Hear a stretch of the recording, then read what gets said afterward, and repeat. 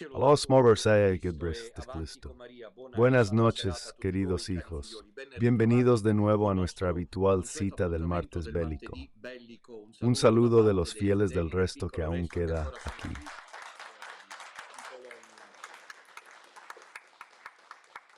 Ha sido una tarde muy intensa, incluso más allá de mis expectativas. Siempre es bonito venir también por aquí. Se viven momentos de fe muy fuertes. Somos cuatro y la reunión siguió hasta las 7:30. Prácticamente pues 3 horas de oración, reflexión y meditación en un día laborable. Se lo decía a los fieles boloñeses que me habéis sorprendido. ¿Por qué? Y estas son imágenes, por cierto, que circulan al principio, porque luego la sala, si vemos las imágenes hacia el final, se llenó después, pero por desgracia estas son las imágenes iniciales. Pero si miramos las imágenes finales, la sala está llena un día laborable. Entonces se contaron alrededor de 100. Esto quizás da una idea, miren un poco. En un día laborable anónimo, no es propaganda, es testimonio de la existencia del pequeño resto. Alrededor de 130 personas que en un martes laborable anónimo, como no hay ninguna fiesta especial hoy, vinieron a participar en esto, no sé en qué parroquia pueda ocurrir. Al final no había nada excepcional, pero todo fue excepcional por vuestra presencia, porque rezamos el rosario, cantamos las letanías, renovamos la consagración a la Virgen, luego asistimos a la Santa Misa celebrada por Fray Celestino, y finalmente, como ven en las imágenes para los que estáis en casa, hubo procesión eucarística. Con la bendición final, un verdadero momento de gracia. Además, para ser sincero, la reflexión final de Don Minutela me gustó mucho. Mira, la respuesta ha llegado y eso es sorprendente, porque dicen que estamos en crisis. Bueno, a mí me parece que ahora mismo va incluso al revés, es decir, hay un lleno absoluto por todas partes. En Bari hace 2 días, solo hace 2 días, la sala tenía 300 plazas, pero había muchísima gente también. En Nápoles han respondido.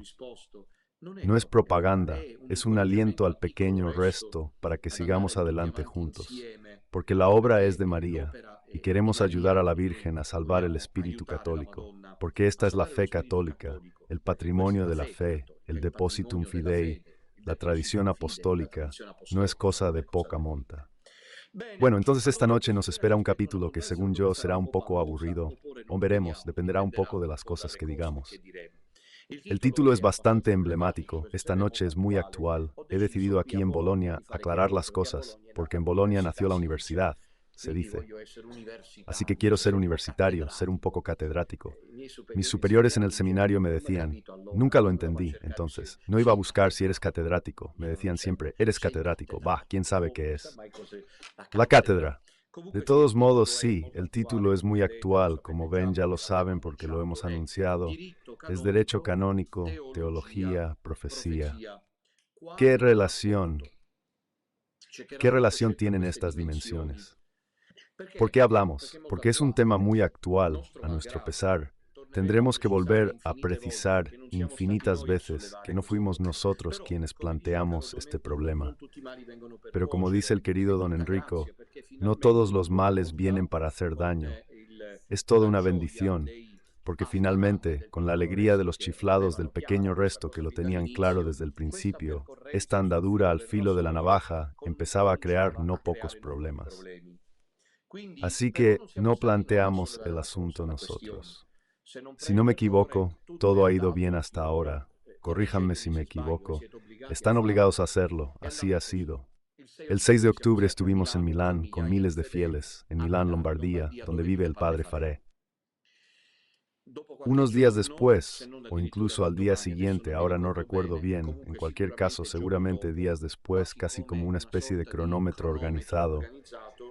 Aquí, una semana después, 6:12, el lunes siguiente al domingo después de Milán, el padre Faré, como se dice en italiano, de repente, sin previo aviso, con respecto a un pequeño resto que si de todos modos se dice que Bergoglio no es el Papa, hay que respetar el pequeño resto.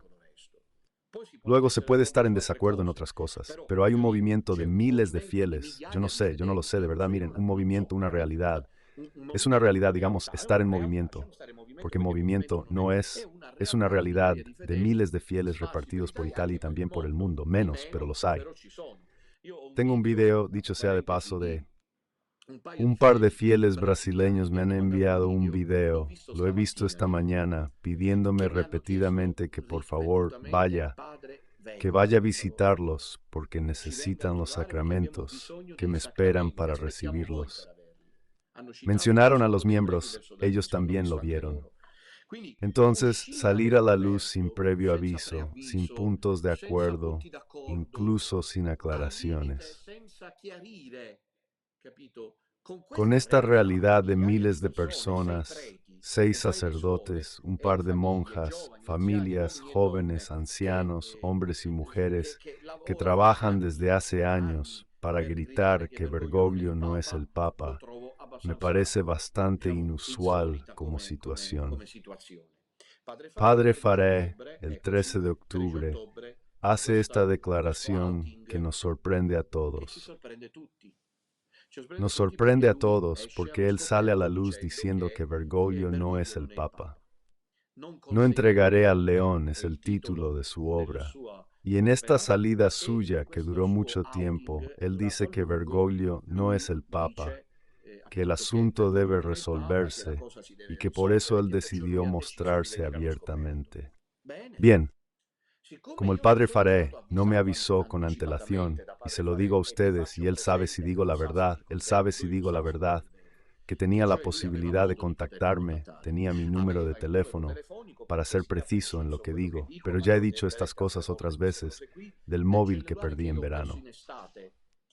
Pero después, cuando quiso contactarme, preguntó a mis seminaristas si podía tener mi número. Se lo dieron. Si lo tuvo después, pudo tenerlo antes. No es excusa no tener su número, ¿no? Lo tuvo después. Entonces, al descubrir lo que pensamos todos, o casi todos, alguien pensó que no desde el inicio. Pues qué suerte. Yo, recuerden, Santos y Café está archivado. Nadie dirá que invento cuentos. ¿Recuerdan mi entusiasmo la mañana del 14 de octubre? Estaba de viaje porque estoy fuera desde septiembre, fuera de Sicilia y por lo tanto fuera, porque si te vas de Sicilia estás fuera.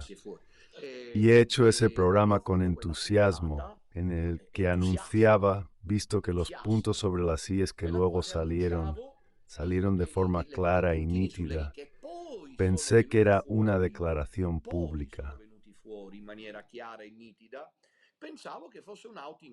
A decir verdad, yo en esa emisión, si recuerdan, entró uno entre nosotros, un nuevo sacerdote. Yo no dije esas cosas porque soy muy honesto conmigo mismo y con los demás, soy muy honesto, y solo dije, miren qué maravilla. Recuerdan, esperemos un contacto, veamos qué pasa. Pero ¿cómo iba a ir? Que al día siguiente ya descubrimos el engaño. El engaño era que no, yo no entro en la asociación sacerdotal. María luego explicará por qué. ¿Y? Pero, ¿por qué? ¿A quién contarlo?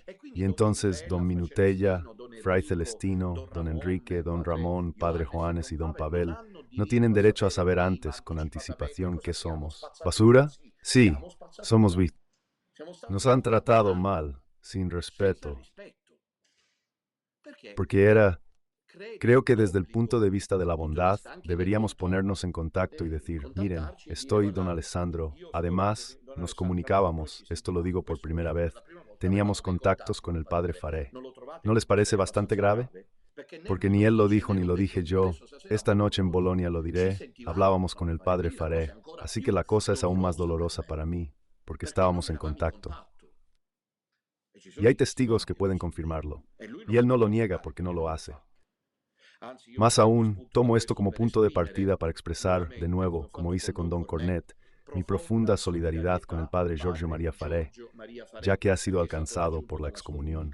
Estamos con él y rezamos por él. Después de esta salida, poco a poco se va viendo cómo están las cosas. Pero ¿cómo estaban las cosas? O sea, llanamente, en resumen, como en el estilo de don Minutella, no es el estilo de la síntesis el de don Minutella, sino el de ser claro al hablar. Que es decir, en definitiva, lo que parecía una cercanía, en realidad una aproximación, un parentesco. Yo os acordáis, en tiempos que nadie sospechaba nada, abogué por la idea de una confederación. Así que ven, mis Como dicen, lo incomprensible para mí y el amable doctor Sionchi, incomprensible a estas alturas, que me hace pasar por cismático. Pero la idea de la confederación la lancé yo. No recuerdo dónde estaba, creo que en Suiza. Yo llevo tiempo deseando esto, porque la idea es abierta y no es obligatorio ser parte de la asociación. Si entra en la cofradía bien, si no se quiere entrar, no pasa nada. Pero una confederación de sacerdotes, que ya no quieren decir misa en una confederación, hace falta, es una estrategia militar. Porque si las tropas se dispersan, el enemigo gana, sobre todo si se envidian entre ellos. Entonces, el padre Faré con el tiempo anuncia que no, Papa Francisco no es el Papa. Y en eso estamos todos de acuerdo. Esa es la Iglesia real. Aún hoy, con el confundismo radical del Padre Padre, me gustaría entender cuál es esta verdadera Iglesia. ¿Dónde está? ¿Quién representa a esta verdadera Iglesia con defectos temáticos, antitéticos, antinómicos, insolubles, como por ejemplo el del doctor Sionzi, que dice que la sede está impedida? Pero si el Papa ha muerto, la sede ya no está impedida. El verdadero Papa, la sede está libre ahora. Estaba impedida. Pero dice, esperemos a que los cardenales hagan algo. Pero, perdónenme, pero los cardenales, si alguno de ellos, aunque solo fuera uno, lo hubiera tenido claro, díganme, no sé, miren, yo sé, hay que hablar con razón. De verdad, les digo, no lo sé. De verdad, miren. Aquí se juega, como alguien le escribió a Sionzi, la conciencia. Es una carga de responsabilidad inmensa ante Dios. Entonces, si los cardenales, alguno, aunque fuera solo uno, se hubiera dicho a sí mismo, el Papa Benedicto está impedido, lo primero y más obvio que habría hecho es, en cuanto murió, inmediatamente, ese era el momento. Ninguno más, ese es el momento. No nos persecuciones. De lo contrario, hay otros intereses. Inmundos y mundanos, pero yo no lo permito porque está en juego la salvación de las almas. Ese era el momento previsto por el derecho canónico, es decir, esperaron desde el 11 de febrero de 2013 como límite el 28 de febrero, cuando además habría que resolver, como saben, pero parece que todos se lo están olvidando. Incluso estos, el problema es que él lo anuncia el 11 para posponerlo al 28. Es como si uno fuera elegido papa, digamos el 3 de marzo, la fecha en que, si no recuerdo mal, fue elegido Pío XII en 38. Acepta, sí, acepta a partir del 28 de marzo. No, acepta ahora, no el 28 de marzo. Renuncias ahora, no el 28 de febrero. El 11 de febrero, anúncialo. ¿Verdad? También porque, ¿quiénes realizaron esos actos que él llevó a cabo entre el 11 de febrero y el 28 de febrero? ¿Sí? Entonces, si los cardenales, aunque fuera solo uno, nombrados antes de Bergoglio, hubieran estado convencidos, aunque fuera solo uno, de que la sede estaba impedida, bueno, podemos tolerar, digamos, la idea de que esperaran un momento propicio para hacerlo público. Al parecer, porque se vuelve cada vez más un confuso y nebuloso embrollo como el de esta noche en Bolonia, hablo de la niebla. Al parecer, el doctor Sionchi daría a entender, lo digo con todo el respeto, respeto que él ya no ha tenido conmigo cuando escribe el texto. No lo muestro porque le quiero bien, porque si lo muestro lo acorralo. Él, que hace el caballero, en realidad es muy duro. Ha perdido todo estilo al escribir, pero habla con la Virgen. Es decir, el pantallazo no lo muestro, no lo mostraré porque le quiero bien, porque acorralarlo es inútil. Él hace el caballero a mis expensas, porque luego escribió. Pero si él ve a la Virgen, ¿cómo puede ser? Alguien que ha colaborado conmigo durante mucho tiempo me liquida como si fuera un gurú, un pseudoprofeta, un santurrón de bajo perfil. No lo entiendo, a menos que ya hubiera algo entre nosotros, algo que se veía venir, pero eso no lo puedo decir. Vayamos a los temas. Los temas son estos. El doctor Sioji dice que todavía hay tiempo, pero ¿tiempo para qué? El tiempo se ha acabado y les explico por qué. 11 o 28 de febrero de 2013 al 31 de diciembre de 2022 hubo un tiempo congruo. Sí, eso sí. Previsto, atención, no por Don Minutella, que el doctor Sionchi no pierde tiempo en considerar lo cismático, sino por las normas de la Iglesia, por las leyes canónicas. Es decir, una época en la que los cardenales, o quienes actuaran en su nombre, o cualquiera que tuviera la autoridad para hacerlo, y hablo de los organismos competentes a los que Sionchi, con nuestra ayuda, no digo principalmente, sino también con nuestra ayuda, dirigió las peticiones. ¿A qué entidades envió esto? A la Secretaría de Estado del Vaticano. No sé, ¿deberíamos jugar a la brisca? ¿Quién dirige la Secretaría de Estado? Un cardinale bergoglianista, que por lo tanto ni siquiera es cardenal. Parolin, quien le respondió. Y él la hizo pasar como una especie de semivictoria. Lo siento decirlo, repito, Dios sabe que es verdad. Me quiero y estoy aquí, brazos abiertos. ¿Ha visto que se dé cuenta de su gran error? También porque él hablaba de iglesia agnóstica, de iglesia esotérica, adoradores del Cristo serpiente, y luego que de repente esta iglesia le gusta de nuevo porque lo ha dicho el padre Farey.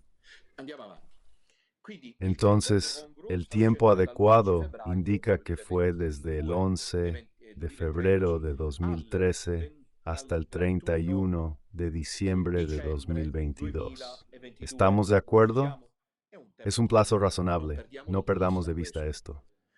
O sea, son 9 años enteros, casi 10 años, 9 años, en los que era obligatorio que los cardenales, de nombres prebergoglianos, hicieran algo mientras el Papa estaba vivo, ¿verdad? Ya esto es gravísimo. Esto es un defecto.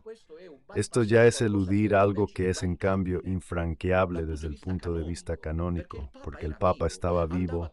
Se debía denunciar una anomalía canónica insoluble desde el punto de vista, y sin embargo nadie habló. Estos mismos cardenales, a los que el doctor Sionsi y el padre Faré esperan, han abierto el apetito, han hecho yo ya no entiendo nada, al parecer solo el doctor Sionchi, pero el padre Faré no, o sí, no lo sé. La petición al cardenal Sara. Pero en estos 9 años en que el Papa estaba vivo, el cardenal Sara celebró tranquilamente la unión con el Papa Francisco. Ahora Sionchi le ha pedido audiencia, pero recuerden que Fray Celestino fue a visitarlo y lo echaron. Cuando reconocieron quién era, porque él es muy diplomático. Bergoglio no es el Papa, pero no se lo digas inmediatamente. Haz que te reciba y luego se lo dices en privado. Vale, pero el plazo límite era el Papa Vere Mortus Est, el 31 de diciembre por la mañana. Si os acordáis, Dios solo sabe por lo que pasé aquel día. Y cuanto más tiempo pasa, más entiendo por qué. Pero esto es culpa mía, volvamos. Entonces, el Papa ha muerto, todo cambia. Mire, ustedes no son expertos en derecho canónico, supongo. Sí. A este respecto quisiera señalar más adelante esto, que la idea de hacernos pasar, como Sionsi está haciendo deshonestamente, por pintores de Madonas videntes, no le sale. Quien lee mis libros, él no los ha leído, creo que ni los ha visto, halla el derecho canónico citado en todo. Porque soy 2 veces teólogo, no soy periodista y mucho menos, sino que soy teólogo 2 veces. Así que de teología, de derecho canónico, entiendo aunque no desdeño las profecías. ¿Listos? Entonces el momento crucial se convierte en el que Benedicto XVI muere, porque a este punto hay un cambio de paradigma totalmente anómalo. Actualmente anómalo debido al silencio de los cardenales prebergoliani. ¿Cuál es la anomalía? La anomalía es que, mientras él vivía, aunque superara los 90 años, la sede estaba realmente impedida porque el Papa estaba vivo. Se había retirado debido al impedimento sin abdicar, pero una vez muerto, en mi tierra se dice años y del guiso y finita la tira, es decir, cordero y salsa. Se define el golpear, quiere decir que se ha celebrado, ya está muerto. Si era justificable aún por otras vías la expectativa de que los cardenales, si pudiera esperar que los cardenales hablaran desde la renuncia hasta la muerte, ya no es posible esperar nada desde el momento en que la sede no está impedida, sino vacante. No hay. Y no es un día ahora, es desde el 31 de diciembre de 2022. Y hoy, si no me equivoco, es 19 de noviembre de 2024. Significa casi 2 años. Son 2 años de cortocircuito, también jurídico, canónico. ¿Por qué lo soy? Primero, porque el Papa ha muerto. El verdadero Papa que poseía el munus ya no está. Por lo tanto, el munus está en suspenso. Y es cierto que yo aún estaría disponible. No sé ustedes, lo he dicho varias veces en conversaciones con Sionsi, incluso en público, en mis canales, porque él nunca me invitó a los suyos, a pesar de prometérmelo. Aún espero a que me llame. Padre, hagamos televisión, con gusto. Luego esperé. Buenas noches a los músicos, porque tenía su fuerte grupo antiminuteliano, que ahora se regocija. Son los que ridiculizan la memoria de mis padres. Rendirán cuentas a Dios por esto. Y Él no los elimina. Más bien ahora he sabido que lo hace. Menos mal. Esta es una buena señal, porque yo no permito que lo haga. Estaba diciendo entonces que estos cardenales deberían haberlo hecho en estos 2 años, ya antes del 20 de enero de 2023, porque ese es el tiempo canónico, y no otro, declarar la sede vacante, lo que también significaba incorporar jurídicamente el tema de la sede impedida. En el momento en que los cardenales, aunque fuera solo uno, decía que la sede estaba vacante, significaba decir que la sede estaba impedida. No había otra ocasión que esa para decir que la sede estaba impedida. Es decir, la sede está vacante. Porque al decir sede vacante, insinúas que el Papa fallecido estaba impedido. No podía haber otra ocasión que esa para hacerlo. En esos 20 días, previstos por las normas jurídicas canónicas, no me lo invento yo, como ven y como pueden comprobar, no me invento nada, está previsto por las normas. Entonces él es el cardenal Sarah Burke Mueller, que luego el cardenal es nombrado por Bergoglio. En fin, ¿quiénes son al final estos? ¿Quiénes son? ¿Y dónde estoy? De cualquier manera, deberían haberlo hecho, si estaban convencidos lo estarán. Pero no se manifestaron abiertamente de que Benedicto XVI era realmente el Papa. Era jurídicamente la única, atención, porque si no caerán en la trampa del padre Faré, que es el confundidor por antonomasia, la única posibilidad jurídica, para declarar que Benedicto XVI estaba impedido. ¿Cuál? Decir ahora a estas alturas, o sea, desde el 31 de diciembre hasta el 20 de enero, verdaderamente el Papa ha muerto. El Papa reinante realmente ha muerto, o sea, él era el Papa. El otro es un antipapa. ¿Listos? ¿Arruga el discurso? ¿Arruso? Sigamos. Entonces, ¿qué pasa si seguimos adelante? Sucede que a este punto debemos desenterrar la memoria del fraile Alexis Bugnolo. ¿Ves qué debo hacer? ¿Ves el rumbo de la historia? Que en esto, al menos en esto, tenía razón y me muerdo los dedos. Todos cometemos errores. Quizá fui demasiado brusco con él. No le ataqué, pero sí fui demasiado categórico. Quizá podría haber ayudado a Alexis, aunque no es fácil con él, es un sujeto complicado. Aún así, debería haber intentado hacerle entender que su intuición era buena. Él realmente quería armar toda la iglesia, para decirlo, desde la muerte del Papa. Lo conocí en Roma en una reunión que hicimos justo después de la muerte. 6, 7, 8 de enero, no, incluso antes, no recuerdo de todos modos. En enero de 2023 estaba en Roma antes de venir a los funerales que celebramos nosotros, oficiados por don Enrico en Abano Terme. Posteriormente, estuvimos en Roma, tuvimos una entrevista, también estaba el doctor Sionchi, no sé si estaba Fray Celestino, don Enrico sí que estaba seguro, intentamos convencerle de que teníamos razón, porque es cierto que las normas prevén en ese caso que antes del 20 de enero, los cardenales debían actuar. ¿Y qué dijo él? Los cardenales no se moverán, rayos. El error que cometió fue moverse de una manera demasiado que poco, traicionera y anárquica, además de ir contra las leyes establecidas, es decir, organizando ese banal cónclave donde al final quemaste Fra Alexis.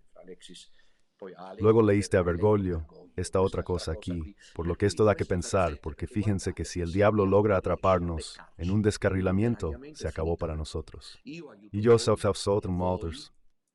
y vosotros me ayudáis. Aquí hay gente que sabe que cuando me dan sugerencias, si veo que se dan con arrogancia laica, los bloqueo. Pero si veo que los consejos que me dan por teléfono, en persona, etcétera, y sucede, me los dan con esa actitud de quien sabe, como subordinado, que es el ministro de Dios al que se dirigen, y que sin embargo se puede ofrecer un consejo, entonces lo acepto de la A a la Z. No pocas veces ha sucedido que he hecho mío ese consejo. Aquí debemos ayudarnos porque no debemos descarrilar, porque ustedes han visto quien descarrila ha terminado, van por caminos que luego se reducen.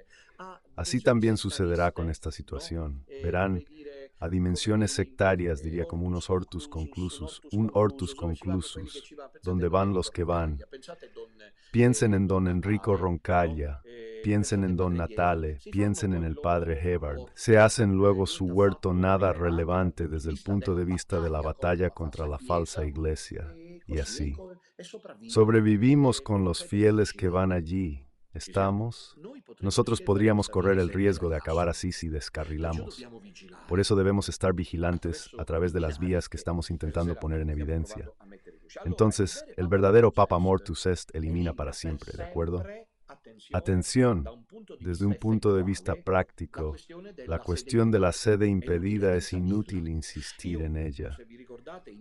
Si recuerdan, en tiempos sospechosos, incluso antes de que estallara esta última bomba, no es la última, se lo decía. ¿Se acuerdan? La cuestión principal ya no es la que Benedicto XVI tenía razón. Mi olfato palermitano tenía razón. Lo olí. Me lo dieron mis familiares y también lo tengo yo. Lo he perfeccionado, tenía razón. Anticipé lo que iba a suceder, porque yo se lo decía en directo, porque nunca hablo a escondidas. Dije, nos hemos esforzado, hemos luchado mucho, porque la gran cosa es esto. Mientras tanto, yo abrí el asunto, y esto ni siquiera Viganò. Viganò está detrás de mí. Desde el punto de vista de la primera intervención, don Dominutella es el primero.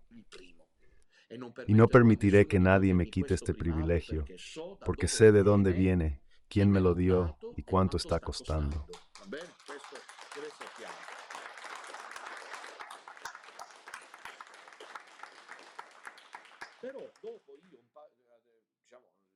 Recientemente, hace un tiempo, empecé a deciros, anticipando el contraataque fariancionciano, que la gran cuestión ya no era solo, o antes que nada, la del Papa Benedicto en sede impedida del falso Papa, sino que ahora se presentaba con el paso de los años, y está a la vista de todos, un problema mucho mayor que Sionzi y María no quieren ver.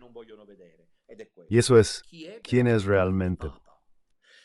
Atención, porque si Bergoglio fuera solo un antipapa y ya está, la cuestión la resolverían incluso Sionzi y presumiblemente con el próximo cónclave. Les diré por qué, porque ya sucedió en la historia de la Iglesia. Hubo un papa entre el 900 y el 1000. Acaba de salir un libro que aclara esto de la Iglesia. Es muy rápido, pero para quien tiene tiempo, es un papa que fue elegido 3 veces. Tres veces fue depuesto, el mismo sujeto. 3 veces fue elegido y 3 veces fue depuesto. Entre 900 y 1000, si no me equivoco, no recuerdo su nombre, creo que se llamaba Gregorio, como el Papa. En cualquier caso, puede ocurrir que si Bergoglio es solo, como parece según la última versión del padre Faré y de sus seguidores, un simple antipapa, los jesuitas no harán nada porque al final, en el próximo cónclave, cuando entren, según ellos, los cardenales nombrados antes de la era Bergoglio, verán cómo irá, que el cónclave habrá sido validado por su presencia. ¿Qué podemos hacer con Bergoglio? Fue un papa, un antipapa, pero al final lo que viene después es la sanación eclesiástica y termina en un simple pastelito. Existe ese riesgo para ellos de solucionar el conflicto. La cuestión Bergoglio obsoleto. No más charla. ¿Listos? ¿Quién es realmente Bergoglio? ¿Quién es realmente Bergoglio? ¿Quién es Bergoglio? ¿Es solo un antipapa?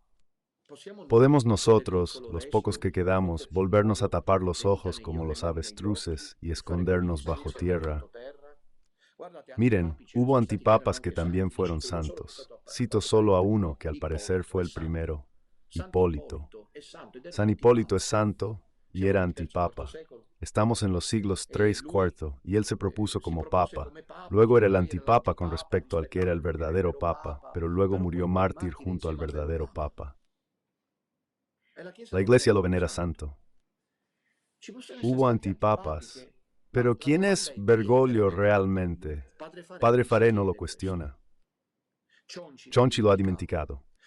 Es decir, estamos hablando de un envejecimiento de las profecías. Quiero decir que Bergoglio no solo es el antipapa, sino que, como siempre digo yo primero, es el capataz de la falsa iglesia, la predicha por las profecías, que parecerá, como han dicho las profecías en todo todavía la Iglesia católica, pero es la Iglesia que prepara la venida del anticristo. Que mirad, tened la corona en la mano, porque de un momento a otro podría aparecer. ¿Cristo? Dejando Ardi, diré algo y espero no me cierren el canal por ello. Pasó totalmente desapercibida la información sobre Italia, y eso es interesante. Una noticia, en cambio, cuanto menos apocalíptica. Saben que Biden se va pronto. En enero, dentro de un mes y medio, entregará las llaves de la Casa Blanca al electo Donald Trump. Bueno, ustedes sabían que había misiles ¿Sabían ustedes que había misiles de largo alcance concedidos por los estadounidenses a Zelensky, situados en la frontera entre Ucrania y Rusia, que podían llegar a Moscú? ¿Lo sabían? ¿Sabían ustedes que en las últimas semanas Putin dijo que si la OTAN, que está dirigida por Estados Unidos, lanzara esos misiles, la humanidad debería prepararse para cualquier eventualidad, es decir, la bomba atómica? ¿Sabéis si en Italia no se anunció? Quizás sí, disculpa si es así. No se dijo que Biden autorizó usar armas de largo alcance. ¿No será que antes de la llegada de Trump, a quien no estoy canonizando porque no lo conozco, más bien quién sabe cómo funciona, porque el poder siempre es poder?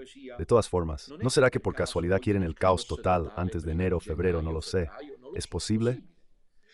Porque hay una presión por acelerar el fuego militar entre Rusia y Ucrania, mientras Zelensky hace de predicador de la paz ahora, porque dice que en 2025 sería el año de la paz entre Ucrania y Rusia.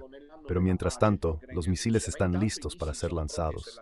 Así que, el anticristo, la situación mundial es la que es. Pero volvamos a nosotros. ¿Quién es Bergoglio y qué lo motiva? Dicen que Bergoglio es solo el antipapa, que está resuelto canónicamente, que tienen razón el padre Faré y Sionsi, aunque los términos estén superados. Pero la situación sigue siendo desesperada, aunque solo fuera un antipapa, porque lo más avanzado en años que puede resistir, como el cardenal Welki de Colonia, alemán, que cumplirá 80 años en 2036, celebra tranquilamente en unión con el Papa Francisco. No me pareció haberle oído pronunciar una sola sílaba contra amor, alegría y confianza suplicante. ¿O me equivoco públicamente? Distinto en privado, pero el cardenal no habla allí. No parece que Sara lo hiciera, ni Burke tampoco. Burke planteó dudas con Sara, pero tras la respuesta del Papa Francisco en la Plaza San Pedro, se abrazaron. Bueno, digan ustedes si esta situación no es anormal. Y solo nosotros nos damos cuenta. Así que apostar por la solución del caso de los cardenales es sumamente arriesgado, a menos que haya detrás alguna otra perspectiva para alargarlo todo lo posible. Aquí está en juego salvar almas, pero no lo permito. Porque la que Bergoglio dirige, habiendo conquistado las estructuras, porque las estructuras son católicas, las estructuras, la Plaza de San Pedro, la cúpula, la Basílica de San Pedro, la Sala de Prensa Vaticana, las congregaciones vaticanas, son una cosa, pero no son la Iglesia Católica. La Iglesia Católica es donde está la tradición apostólica. ¿Dónde hallamos esta tradición? ¿En iglesias? ¿En templos? ¿En monasterios? ¿Dónde? ¿Dónde? No sé. La iglesia de Satán que guía Bergoglio, profetizada. Ahora, esta noche creo que el panorama ha quedado bastante claro. Quisiera precisar una serie de cosas importantes, como he hecho hasta ahora, porque el tiempo apremia. Derecho canónico y profecía. ¿Qué relación tienen?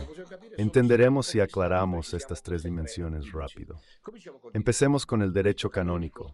El derecho canónico es un derecho positivo, es decir, creado por los hombres, no escrito por los hombres. Los hombres de iglesia, el vigente, el que está en vigor, es del 1983, firmado por Juan Pablo II con la segura colaboración de Joseph Ratzinger y de un grupo de expertos juristas y canonistas de la Iglesia Católica. Ese código lo estudié con honores. Se lo digo a Padre Farek que intenta desacreditarme. Lo que sigue solo tiene dimensión profética. Siempre saqué matrícula de honor, la máxima calificación, con la envidia de mis compañeros de clase, a quienes les pasaba mis apuntes, porque sabía captar los puntos clave. El derecho canónico coesignado es un derecho positivo. Positivo significa creado por los hombres, dicho en voz baja. Y este derecho positivo es, en este sentido, solo desde este punto de vista, análogo a los derechos nacionales e internacionales de las realidades soberanas o internacionales. Cada Estado de Derecho se llama así precisamente porque se autorregula, se autorregulamenta sobre la base de un derecho positivo. El derecho positivo del derecho canónico, sin embargo, tiene una descendencia temática motivada por la revelación bíblica. Es el único ordenamiento jurídico que, aunque sea positivo, es decir, creado por los hombres, deriva directamente, si hablo difícil, decídmelo, levantad la mano, si hablo difícil, decídmelo. El derecho canónico es el único derecho entre los muchos derechos constitucionales, supranacionales y nacionales, que aunque sea positivo, y que ya es, digamos, como cuando Tony marcó el gol y que ya es que dije ahí, revelación divina, palabra de Dios. Y el único derecho es algo anómalo, aunque anómalo hasta cierto punto. Porque yo, que también entiendo de derecho canónico, y no solo hago profecía, les digo que, por ejemplo, ciertos ordenamientos jurídicos soberanos nacionales reflejan a pesar suyo la palabra de Dios, el designio de Dios, el orden divino. Porque inevitablemente el hombre, el bien común, el bonum, no se autorrealiza. Así que siempre lo encuentra o en la ley natural que Dios escribió en la conciencia colectiva humana o en la ley revelada. Doy un ejemplo para aclarar. Libertad, igualdad, fraternidad, de la que la laicidad francesa, libertad, igualdad, fraternidad. Ay de ti, ¿cómo hablas? Ay de ti, ¿cómo? Libertad, igualdad, fraternidad. No lo piensa bien. Mire, se habla de los principios constitucionales del iluminismo, de la Revolución Francesa, la laicidad que se desliga del antiguo régimen. Pero perdón, libertad, igualdad, fraternidad, ¿dónde los encuentra? Si no es en la palabra de Dios, en la revelación bíblica, por poner un ejemplo.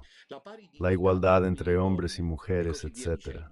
Entonces, un derecho positivo totalmente, incluso el más laico, incluso el más contrario al cristianismo, busca y busca, siempre encontrarás algo a lo que inevitablemente se aferra.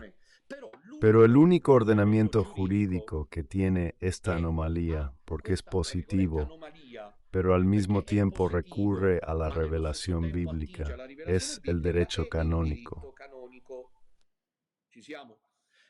¿Qué es el derecho canónico? En términos sencillos, como yo lo defino, es una autoprotección de la Iglesia, pero en nombre de la revelación de Dios. Atención. Atención, las leyes, los cánones, hay muchos, más de 1300, etc. Todos los cánones que encontramos en el Código de Derecho Canónico son cánones de derecho positivo, pero que activan a la Iglesia, que se nutren de la revelación divina. Así que la Iglesia se autocreó para la autoprotección de este organismo internacional que es el catolicismo romano, pero basándose en lo que Dios manda. Y de hecho, quien estudia bien como yo y es experto en código de derecho canónico, aunque siga a Catalina Emmerich y el tercer secreto de Fátima, sa que la ex suprema salus animarum. Aprendan de memoria, así silenciamos al Padre Faré. La ley suprema, es decir, la ley suprema del código canónico, que es un ordenamiento positivo, es la salvación de las almas. Nada ha hecho el orden público, antes de todo. Nada ha impedido la subversión, la insubordinación de las diversas realidades. ¿Por qué? La primera razón, no podría ser de otra manera, es que existe el ordenamiento jurídico católico, que es el Código de Derecho Canónico, y la salvación de las almas. No puede ser de otra manera, porque ese derecho positivo se nutre de la revelación. Dios viene a salvarnos. Así que el objetivo es la salvación de las almas. Entonces, ¿cómo justificar el uso y abuso del Código de Derecho Canónico por parte de la falsa iglesia contra los disidentes? Es un problema grave que deben resolver. Me explicaré. Al parecer, porque repito, luego a nosotros no nos es dado, yo lancé un mensaje al padre Cornet. Esto es una falta de educación, disculpen si me permiten, porque escribí un texto público a don Cornet sin poder acercarme a él en privado porque no me lo permiten. Así que para usted mi apoyo ya pueden reducido en gente, le mandé un mensaje público. Y no es el primero, nada, no es una respuesta, porque grito y hablo con la Virgen. Niños, ¿qué les digo? ¿Qué está pasando? Solo Dios lo sabe. Pero no es que estas situaciones se vuelvan peores que las de los bergomaños a estas alturas. Pero es mala educación. Contéstame.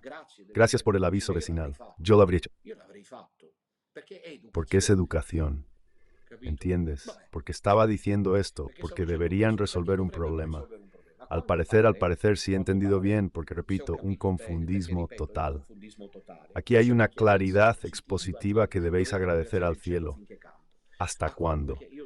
Porque yo he dicho que nosotros, sacerdotes del sodalicio, como ya sabéis, yo soy el primero en esto, no hemos presentado ninguna, ¿cómo se dice? Ninguna apelación. ¿Qué sentido tendría? Por dos motivos. La entidad que dicta las condenas es falsa. Segundo, es un verdadero abuso. Si es un abuso, uno puede defenderse, pero uno se defiende ante una entidad que actúa en nombre de Cristo y de la Iglesia, no de Satanás y del infierno, como hacen Bergoglio y sus acólitos el Vaticano, los partidarios de Satanás. Así que, don Enrico, yo, en este caso nosotros dos, que hemos sido reducidos a la insignificancia, ya con las excomuniones, luego tuve dos, se lo recuerdo, dos juntas. Nunca había sucedido dos juntas. Un hecho único. Y que ustedes no lo piensan porque Dominutella bromea, ríe, sonríe, baila, salta y sigue adelante. Pero yo he recibido dos excomuniones a la vez. Nunca, ni siquiera a Lutero, nunca le ha ocurrido a un hombre de iglesia ser excomulgado dos veces. Federico II fue excomulgado varias veces, pero en momentos veces. Yo, en cambio, dos veces seguidas. Tengo la posibilidad de casarme. Quiero decirle a Bergoglio, no con la Bonino. Mírenla bien. Si quieres casarte, llévale flores y dulces, tu asunto. O formbes otros. Entonces, nosotros no hemos presentado ninguna solicitud jurídica, porque ese es un organismo que impone sanciones. ¿En nombre de quién? ¿Tiene legitimidad? ¿Lo piensan eso? ¿Por qué pensarían? Sin embargo, están presentando un recurso, es un contrasentido, una antinomia, porque la firma, en el caso de don Cornet, que está reducida al Estado real, es del Papa Francisco. Si apelas, Papa, ¿quién te ampara? ¿Quién? La congregación doctrinal dirigida por Fernández. ¿Qué dice fiducia? O el clero que condena y persigue a sacerdotes aún católicos.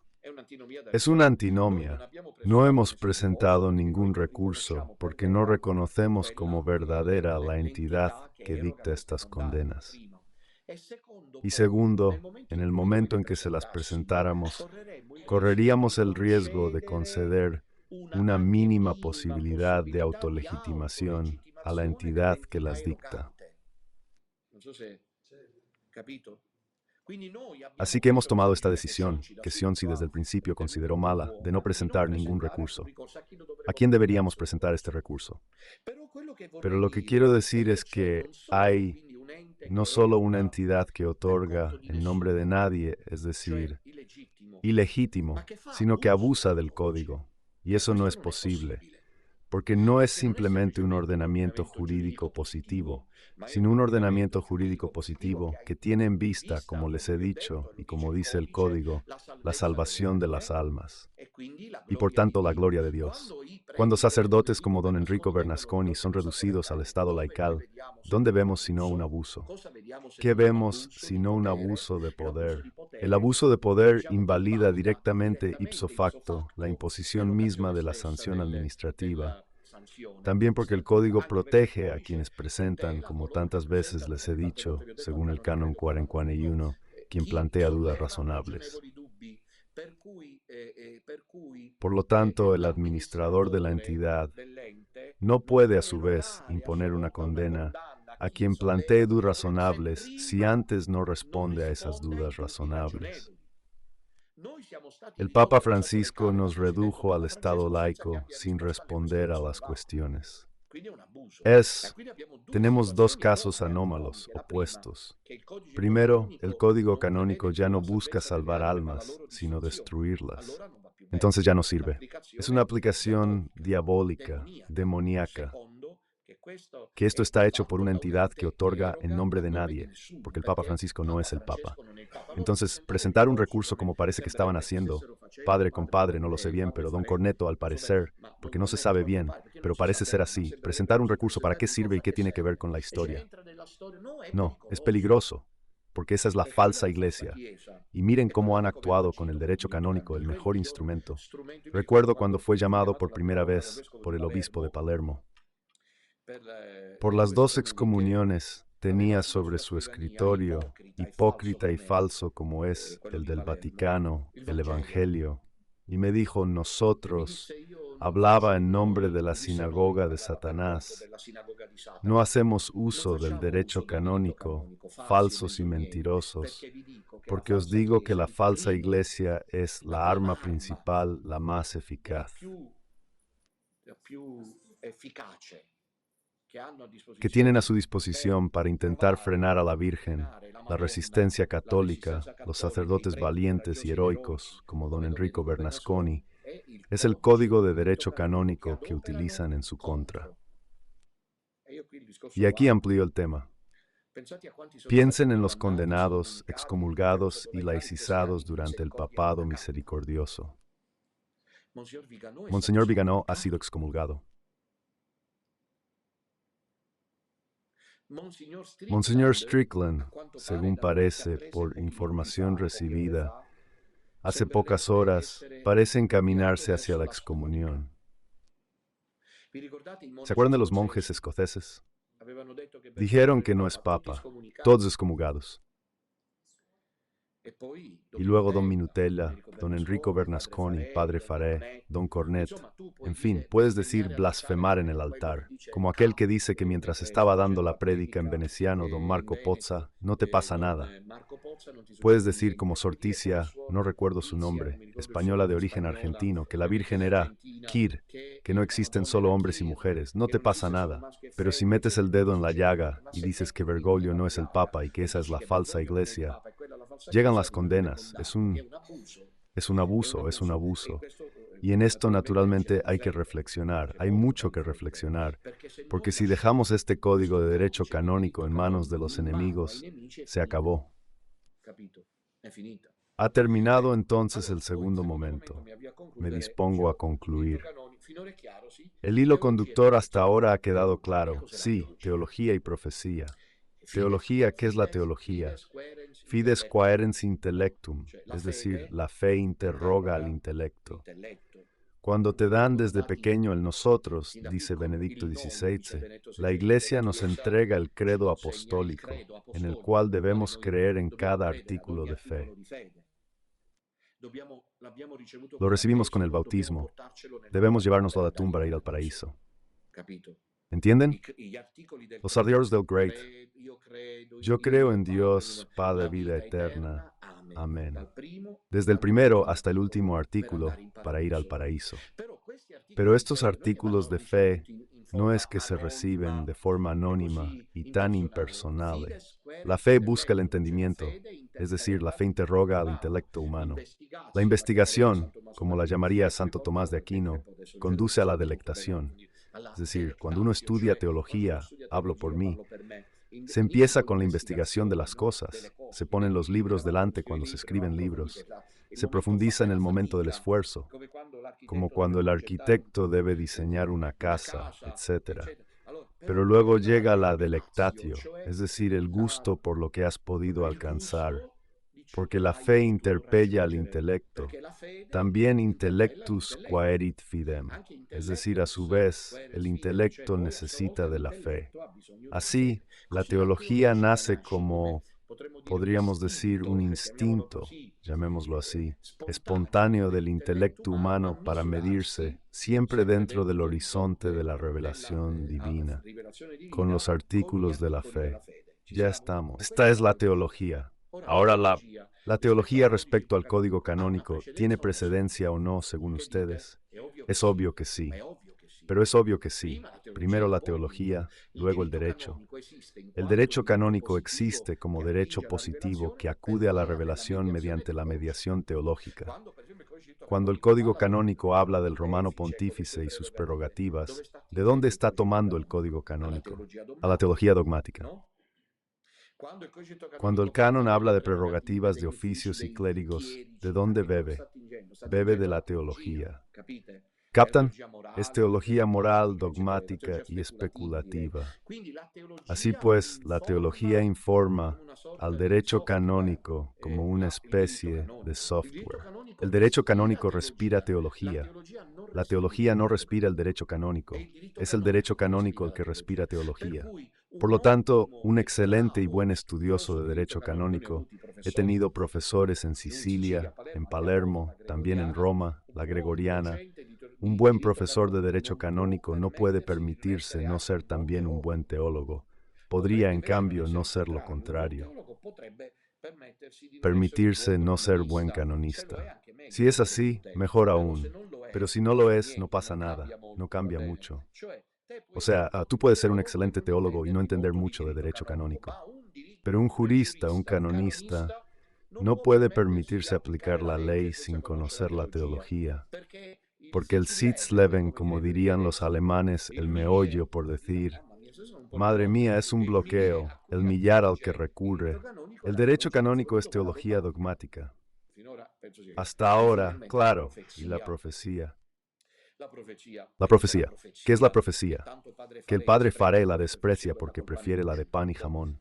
Bueno, yo sobreviviré mucho tiempo en mi vida para entender con los años qué significa que el padre Farek, que además es carmelita, y por lo tanto depende ni más ni menos que de San Juan de la Cruz, prefiera, según él dijo, la mística del pan y el jamón. Bueno, pero desdeña la profecía. Dijo así, sin faltar al respeto, pues ellos lo hacen enseguida. Yo decía, casi sobre lo dicho al inicio, vamos a la profecía. Casi lo olvido, pero providencialmente recordé. Así que esa fase convulsa que estaba contando al principio, lo que del padre Faré salió sin involucrar, las dos cosas concluyentes. De este asunto bastante curioso son estas. Lo primero, que el doctor Sionchi lo invita inmediatamente a celebrar misa en su debate. Por favor, ¿qué va? Me han visto discutir el hecho en sí. No, al revés. ¿Qué he destacado? Algo distinto. Señalé que nunca lo hiciste por mí, aunque estaba en Lombardía. Habría sido más amable invitarnos a todos, pero ahora entiendo por qué. Hablo con la Virgen, como él escribió, sin mostrar capturas. En cambio, invita inmediatamente al padre Faré. Esa es la primera anomalía.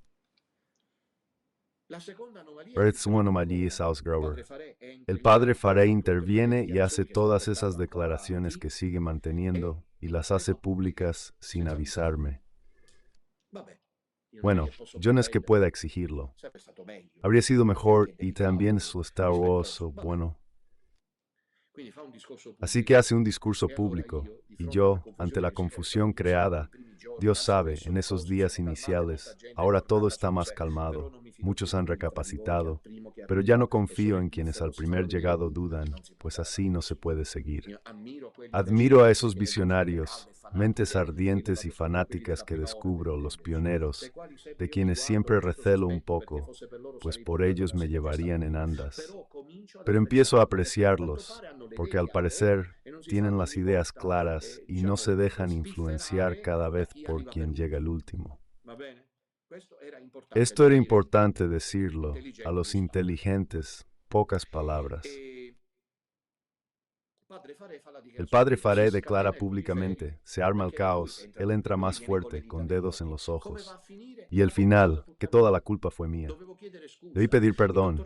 El doctor Sionchi precisó que quería disculpas. Yo nunca había oído algo parecido, sinceras y verdaderas. Persuadors, ¿qué eras? No reconocí al doctor Sionchi, no lo reconocí en ese periodo. En mi opinión, se dio cuenta de su error y no tuvo la humildad de rectificar. Si hubiera sido humilde, Dios lo probaría. El doctor Sionchi, si es creyente, debería saberlo.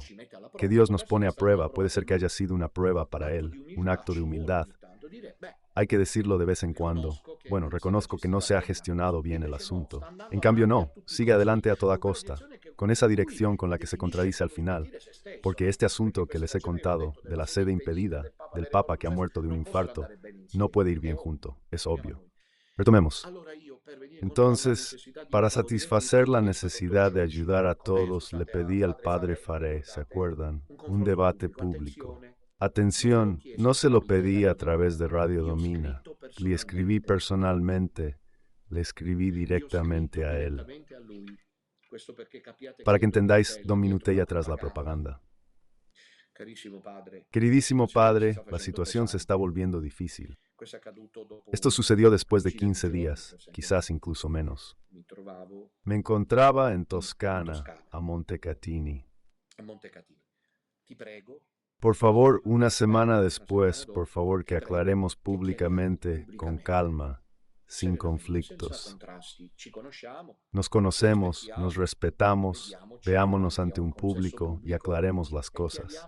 Es necesario, yo he dicho que es necesario a estas alturas. No, ni siquiera esto lo encuentro grave, esto es desertar, porque él quiere la confrontación privada. Ah, perdón, ¿decides todo tú? Sales sin avisar, lo publicas y pides charla privada. Todo lo decides tú. ¿Funciona así? Y les hizo sentir mal porque hacer Celestino primero, que nunca te lo esperabas, fue lo que puso los puntos sobre las íes. No se viene a arar el campo ajeno. Se fue de hecho, ¿no? Entonces, hemos elegido la profecía.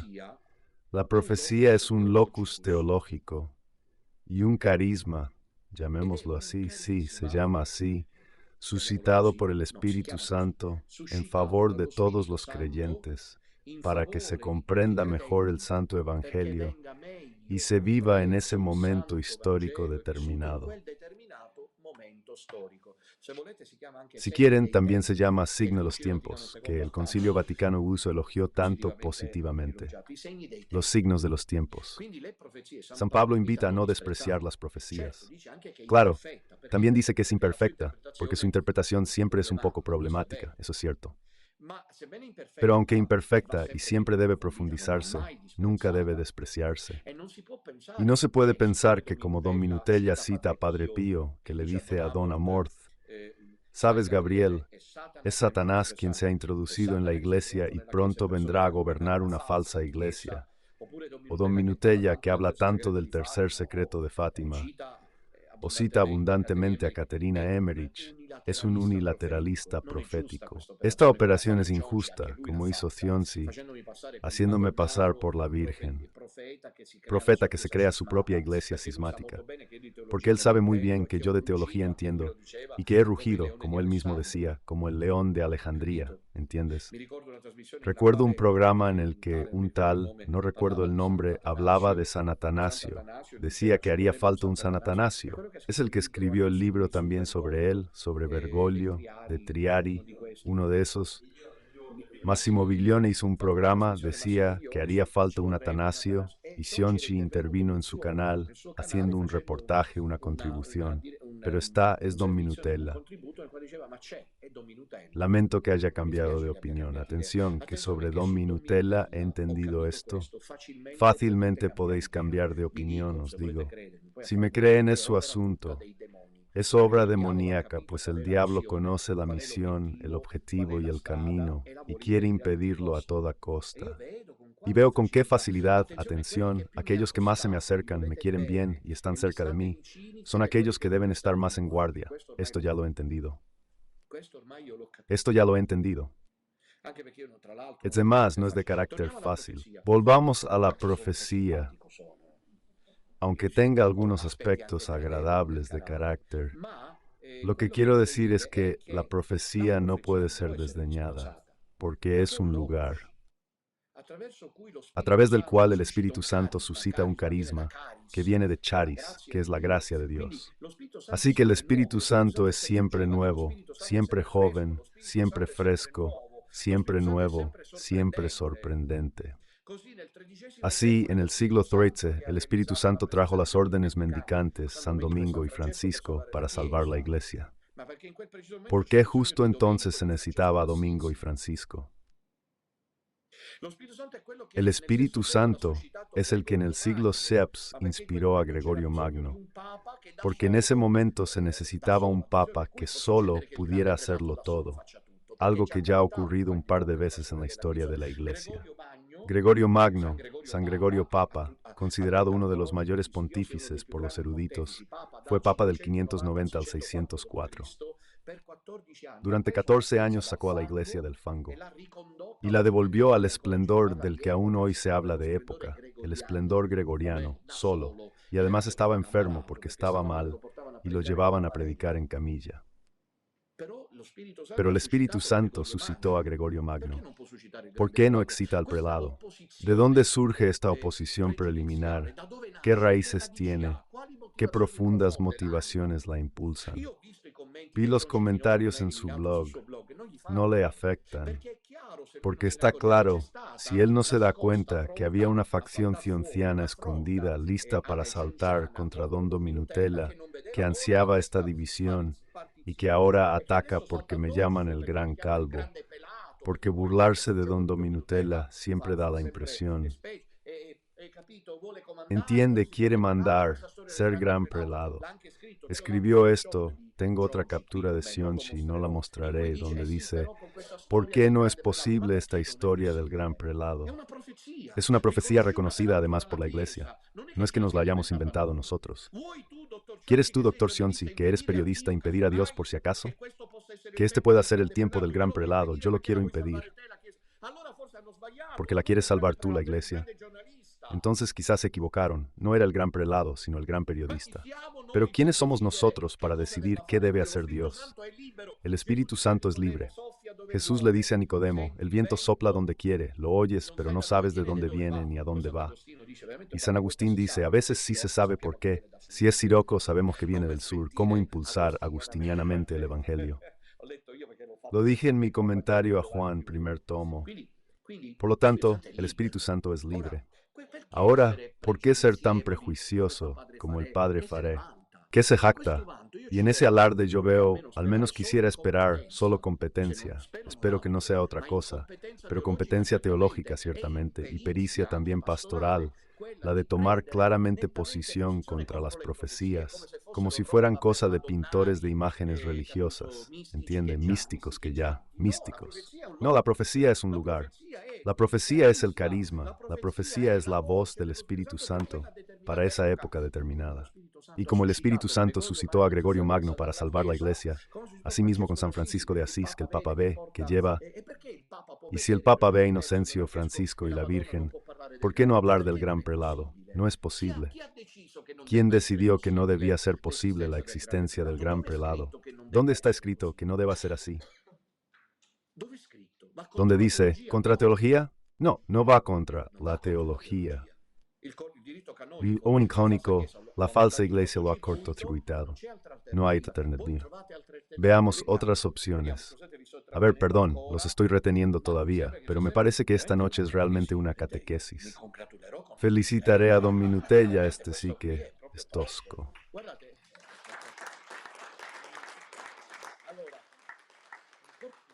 El código de vida que nosotros concedemos, si no me equivoco, está en un cortocircuito total, no por nuestra elección, sino por decisión de los partidarios de Satanás. Lo diré. Desde la renuncia hasta el Papa Vere Mortus Est, hubo tiempo. Todavía disponible, y no han hecho nada, nadie, desde la verdadera y muerta sexta hasta el 20 de enero de 2023. Ese era el tiempo propicio. Todavía nadie ha hecho nada, desde el 20 de enero de 23 hasta el próximo 2024-25.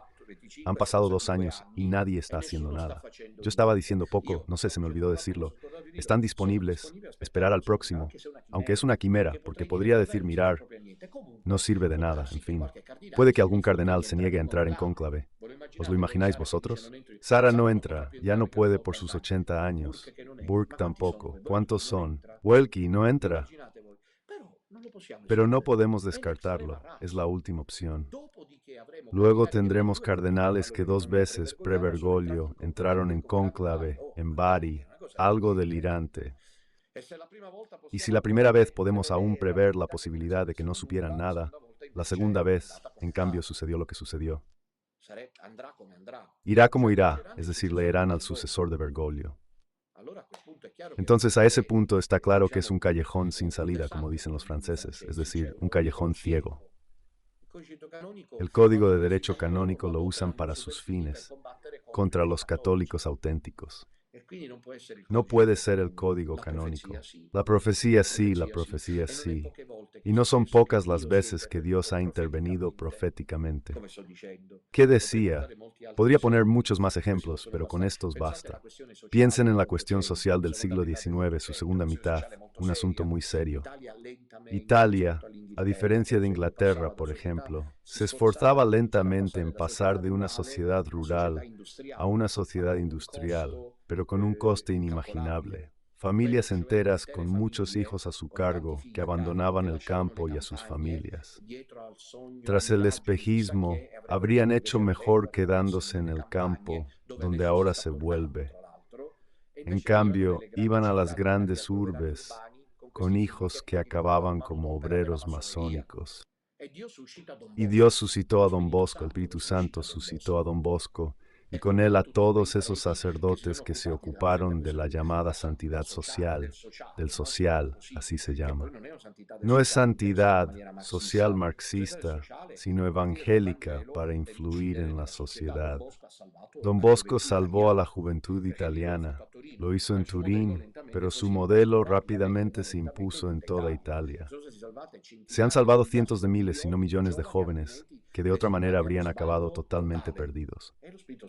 El Espíritu lo hace. ¿Qué debería el Espíritu Santo inspirar hoy en la Iglesia?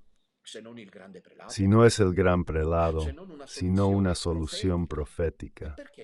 ¿Y por qué este prejuicio y falta de fe? Es posible. Y salvar las cosas a nuestro modo también. Pero la hija algo interesante y termino. En las apariciones reconocidas como verdaderas por la Iglesia en el año 1700, la Virgen del Buen Suceso dijo que Dios enviará al gran prelado. He sido duramente criticado por el círculo del padre Hebhard, que se marchó precisamente por eso, porque dice que quiero convertirme en un gran prelado. Dice una mentira, sabe que miente, hay testigos. Me preguntó directamente, ¿eres el gran prelado? Y yo le dije, no creo serlo, aún no pienso serlo. Si Dios me lo pide, no me echaré atrás, ¿por qué debería? Tras lo vivido en el fondo, si no soy yo, vaya, cederle el paso será duro. Es como si lo hiciera, ¿no? Llevo años gritando la verdad por Italia y el mundo, pagando el precio, y nadie me quita esta primacía por ser el primero. Así que, en resumen, entiendo perfectamente lo que debe aportar la voz pectoral, ¿no? Porque no soy obispo, ni siquiera está dicho que deba serlo. En ninguna parte está escrito que deba ser obispo, ni siquiera el sucesor de Pedro, porque el munus parece estar congelado. De todos modos, son cosas que nosotros no podemos saber a fondo. Lo sí puede grabar un esto. Es cierto que la Universi Dominici Gregis prohíbe la elección del Papa por aclamación. Hubo un seminarista deshonesto, pero son personas perturbadas que fingen ignorarlo. Luego, sin embargo, conmigo hablaban uno de esos que se fue, que escupe veneno, que está allí y dice que yo estoy trabajando para convertirme, y él quiere ser aclamado hablando de mí, gran prelado, por aclamación. Nada más estúpido y ridículo. Porque mientras tanto, el gran prelado no es necesariamente sucesor del Papa, más bien, preveo que no lo será en absoluto, y por lo tanto no puede suceder por aclamación. Aquí es diferente. Puedo decir que concluyo así. Ya que lo envía Dios, debe ser solo aceptado. No te aclamo, te acepto.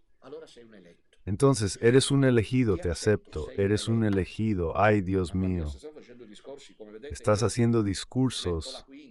Como ven, meto la quinta, estoy en la autopista, voy a 180 kilómetros por hora, aunque haya un radar. Te acepto, no te eligen, no te aclamo. ¿Qué es lo que pasa? ¿A quién aclamas? Ha habido ocasiones en las que, quizás, no quizás, seguramente, providencialmente el Espíritu Santo en mi caso ha intentado hacer esto, lo recuerdan en el pasado, pero fueron señales para comprender cuál debía ser la dirección, no la aclamación, una elección oficial. Viva el gran prelado. Eso no debe ser así. Y creo que Dios se está burlando de los enemigos, porque quizás el gran prelado lleva años trabajando y todavía siguen discutiendo quién debe ser. Quizás al final del asunto, la iglesia está a salvo y Bergoglio no viene. ¿Crees que vuestra presencia salva a la iglesia? No está ahí por observarnos, no sienten al mirar. Si estáis, la iglesia se salva. Y no importa, no importa, pequeño resto, si estáis vosotros, la iglesia está salva. Si hay un pueblo, que aunque tan pocos no es verdad que seamos, pero qué cura, aparte del gran prelado, anda reuniendo salas desde Bari hasta Bolonia en días laborables. ¿Los usáis? Apruébamelo, Vinci. Y se sacrifica. Padre, ¿cómo lo hace? Padre, pero ¿cómo aguanta? ¿Cómo logra este ritmo? ¿Saben lo duro que es mantener esta categoría hoy? No lo saben. Es inútil decir, no lo sabéis. Qué sacrificio, qué sufrimiento, qué voluntad de inmolación, qué resistencia a ultranza. Hasta el fin. Morir 1000 veces al día. Para decirle sí al Señor y salvar a este pueblo. Porque si se salva a este pueblo, que sois vosotros, se salva la iglesia. Este es el punto. Entonces el gran prelado no debe ser aclamado, no habrá elección, ningún cónclave. Se acabó esa historia. Dios dijo basta, y no hay más que hacer con el Padre Eterno. Y en esto tenemos ventaja, pues ellos y las profecías lo afirman. Así que significa como pensamos nosotros, ay Dios mío, qué programa.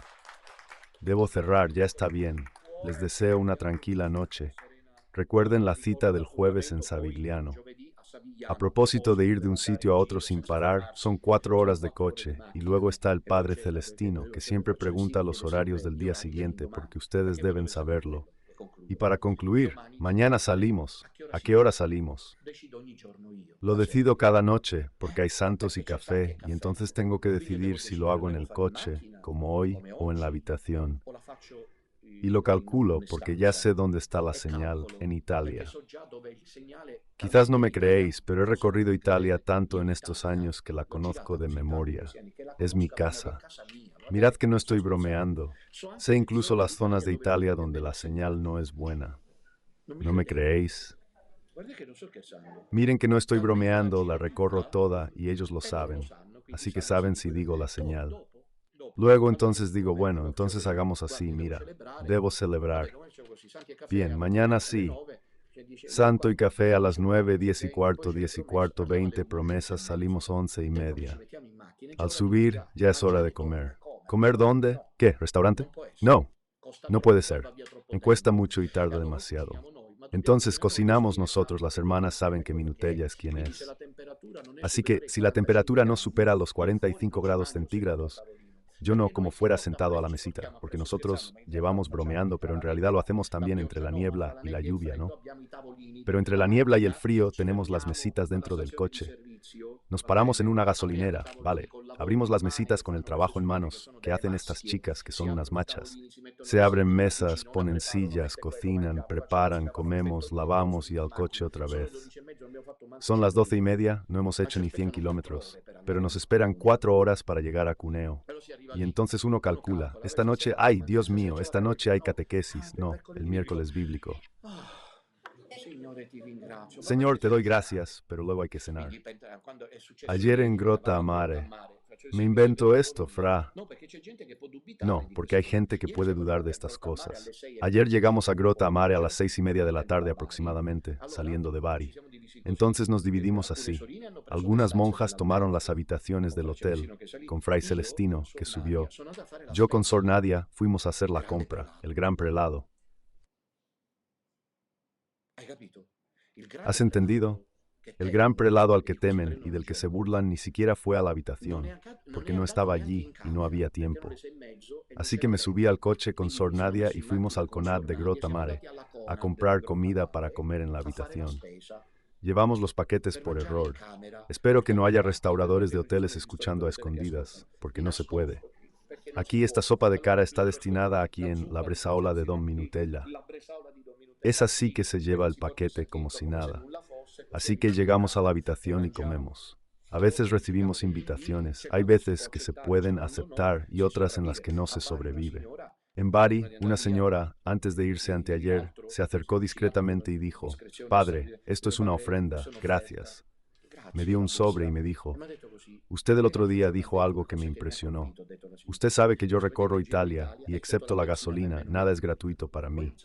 Usted no sabe, por ejemplo, cuánto se invierte en pagar los peajes de las autopistas, que en Italia son los más caros de Europa. Los peajes, las autopistas de peaje, y en Francia aún peor, los peajes de autopista y la gasolina. No estamos jugando, créanme. Cuando se burlan del gran prelado, ofenden al Espíritu Santo, sea yo o no, por lo que hacemos. ¿Ven? ¿Entienden? Es una inversión que solo merece respeto. Jesús nos guía.